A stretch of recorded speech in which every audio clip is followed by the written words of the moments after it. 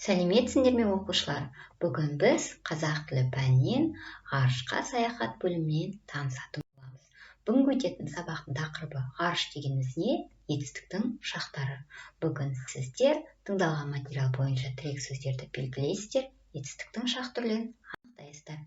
Ең алдымен оқушылар, мына жұмбақты шешіп алайық. Ұшады қанатсыз, зырлайды аяқсыз. Бұл не? Дұрыс айтасыңдар оқушылар, бұл зымыран екен. Келесі жұмбақ. Мен бір жұмбақ айтайын асыл досқа, бір сарай толып тұрған ақ күміске. Болғанда 6 тауық 7 тақтақ, баршасы қорқады екен тоты құстан. Жауабы не оқушылар? Дұрыс айтасыңдар оқушылар. Үркер, 7 қарақшы және де шолпан. Ендеше оқушылар, мәтінді мұқият тыңдаңыздар. Ғарыш дегеніміз не? Ғарыш кеңістігінде шек жоқ. Оның кеңістігі соншалық аспан денелерінің бір-бірінен қашықтығын жердегі өлшеммен, айталық километрмен өлшеу мүмкін емес. Жарық секундына 300 мыңдай километр жылдамдықпен таралады. Ол жерге айдан 1,3 секундта, күннен 8 минуттан сәл астам уақытта жетеді. Бізден ең жақын жұлдызға дейінгі аралықты жарық 4 жылда жүріп өтеді. Құрамына күн жүйесі кіретін әлемнің шағын ғана бөлігі ғаламның бір шетінен екінші шетіне жарық 100 мың жылда әрең жетеді. Ғарышқа жұлдыздық жүйелер, бүкіл ғалам, олардың аралықтарындағы әлемдік бос кеңістіктер, әлемдік шаң тозаң мен газ шоғырлары, әлемнің түкпір-түкпірінен тасқындап таралатын түрлі сәулелер жатады. Жерді қоршаған дүние ғалам немесе ғарыш деп аталады. Мәтінді мұқият тыңдап болсақ оқушылар, бірінші тапсырмаға назар аударайық. Мәтінді мұқият тыңдаңыз, мәтіннен 4 тірек сөзді белгілеңіз. Дескриптор мәтінді тыңдайды, түсінеді. Мәтіннен 4 тірек сөзді белгілейді, сөйлемде етістікті табады. Ойланайық оқушылар.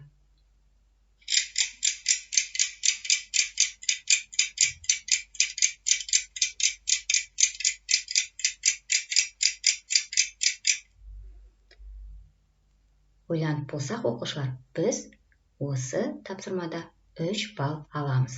Жауабымызды тексерейік. Өзіңді тексер. Ғаламшар, күн жүйесі, әлем немесе ғарыш, жұлдыздық жүйе. Бұл оқушылар біздің тірек сөздеріміз. Ал ендеше осы тірек сөздерді сіздерге мен түсіндіріп өтейін.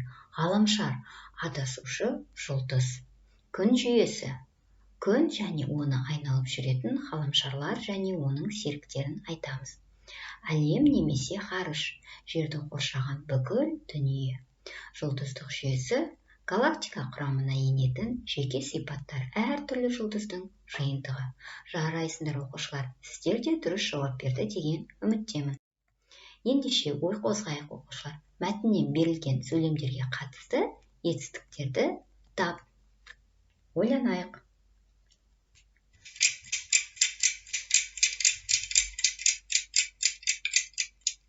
Ендеше жауабымызды тексерейік. Жарық секундына 300 мың километр жылдамдықпен таралады. Ол жерге айдан 1,3 секундта, күннен 8 минуттан сәл астам уақытта жетеді. Ғарышқа жұлдыздық жүйелер бүкіл ғалам, әлемнің түкпір-түкпірінен тасқындап таралатын түрлі сәулелер жатады. Ендеше оқушылар, іс-әрекеттің жүзеге асу мезгілі қай шақтарда тұр? Қалай ойлайсыңдар? Дұрыс айтасыңдар оқушылар. Таралады, осы шақ, жетеді, осы шақ, жатады, осы шақ. Бұл жердегі барлық етістіктер осы шақта тұр. Ендеше ережеге назар аударайық. Есімізде сақтайық. Етістік іс-әрекеттің жүзеге асу мезгілін, уақытын білдіреді. Соған орай етістіктің 3 жағы болады. Осы шақ, өткен шақ, келер шақ. Осы шақ сөйлеп тұрған кезде болып жатқан қимыл іс-әрекет. Мысалы, не істеп отырмын? Оқып отырмын. Өткен шақ сөйлеп тұрған сәттен бұрын болып кеткен қимыл іс-әрекет. не істеді? Оқыды. Келер шақ сөйлеп тұрған кезде әлі болмаған, бірақ кейін болуға тиісті қимыл, іс-әрекет. Мысалы, не істеймін? Оқимын. Ендеше оқушылар, екінші тапсырмаға назар аударайық. Төмендегі жұрнақтар мен көмекші сөздердің қай шаққа қатысты екенін табыңыздар. Дескриптор жұрнақтарды анықтайды, қай шақ екенін анықтайды. Тапсырманы дұрыс орындасақ, оқушылар, 2 балл қоржынымызда болады. Ойланайық, оқушылар.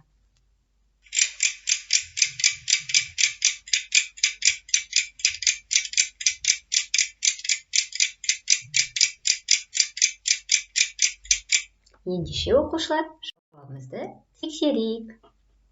Отыр, тұр, жүр, жатыр. Бізде болады осы шақтың жұрнақтары. Мақ, мек, бақ, бек, пақ, пек, шы, еді, емес. Келер шақтың жұрнақтары. Т,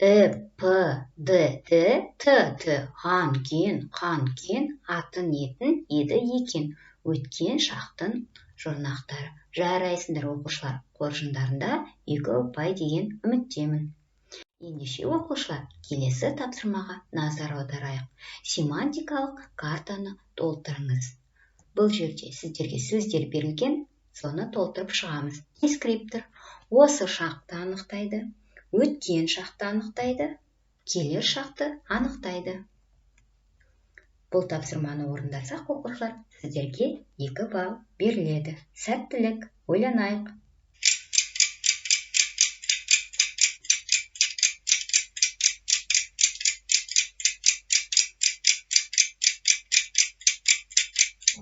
Ал ендеше, оқушылар, жауабымызды тексерейік. Барады, келер шақ. Жазды, өткен шақ. Келіп тұр, осы шақ. Айтты, өткен шақ. Билейді, келер шақ. Жарайсыңдар, оқушылар, сіздер де дұрыс жауап берді деген үміттемін. Ендеше, оқушылар, 4-ші тапсырмаға назар аударайық. Тірек сөздерді пайдаланып, қазақ ғарышкерлері тақырыбында мақала жаз. Мақала жазу үлгісіне назар салайық. Ең алдымен мақалаңыздың тақырыбын нақтылайсыз. Одан кейін тақырыпты қойыңыз. Мақалаңыздың негізгі фактілерін белгілеңіз. Әр сөздеріңізге факт, ой, мағына, бір абзацтан арнаңыз. Мақаланың құрымы жайлы ұмытпаңыз. Кіріспе, негізгі ойға қысқаша тоқталу, негізгі бөлім және де қорытынды. Негізгі ойларыңызды қорытындылаңыздар. Ендеше, балалар, осы тапсырмаға сіздерге тірек сөздер. Дескриптор мақала тақырыбын анықтайды, негізгі фактілерін белгілейді, құрылымын сақтайды. Оқушылар, егер де біз тапсырманы дұрыс орындасақ, біздерге 3 балл беріледі. Сәттілік.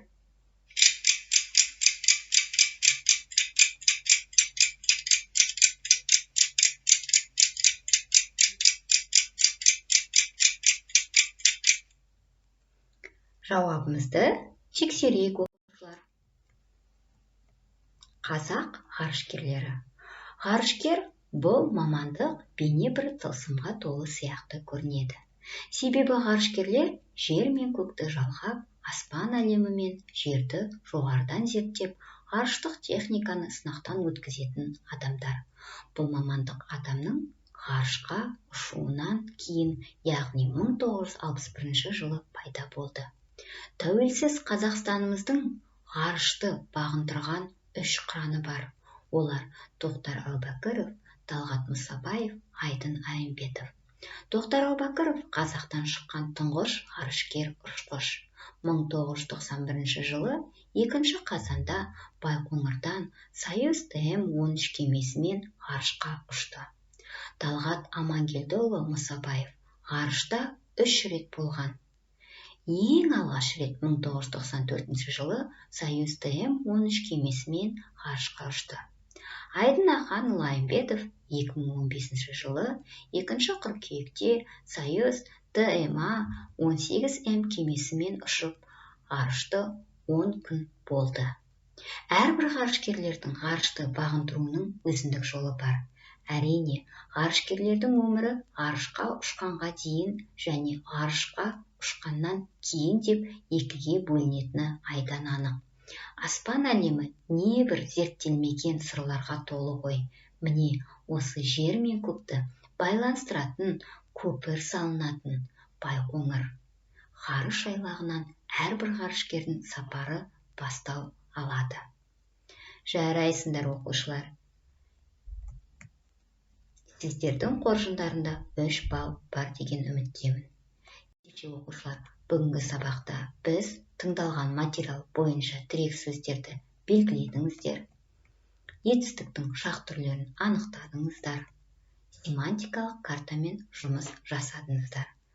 Дұрыс жауап берген оқушылар бүгінгі сабақта 10 балл жинады. Сау болыңыздар.